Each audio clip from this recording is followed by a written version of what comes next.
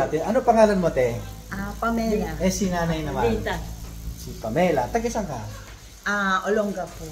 Kahit bumabagyo, sumugod kayo dito. Yes. Si ate Pamela, tsaka si nanay Lita. Lita. Nung pumunta ka dito, ano yung pinaayos mo? Yung pandinig ni nanay ko kasi nahihirapan na kaming mag-explain sa kanya lagi. Nahihirapan din siyang maumintindi. Kaya, Pero ngayon, naririnig mo ako ngayon na yun. Kanina yung ganito, hindi niya ako marinig eh. Ngayon okay na. Naririnig mo na, naintindihan mo na rin ako, ano? Ikaw naman, ano yung pinaayos mo?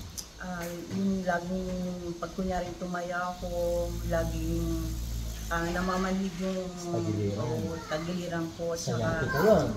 Tsaka hindi ako makatayo ng matagal. Pero nakapaglakad ako ng malayo. Pero pag matagal na tayuan.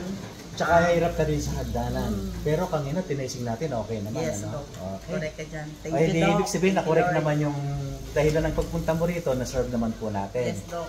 Okay. Salamat, Doc. Salamat sa Diyos. Yes, Na, ang salamat sa unang Diyos, dapat Doc. nating pasalamatan, yung nagbigay ng kaloob na ito. Yes. Yun ang Panginoon.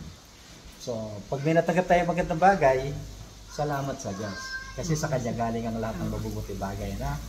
Sige, salamat po sa Diyos. Salamat sa Diyos. Salamat sa Diyos. Thank you, Doc, din. Ayos. Dito na Ayan. kami.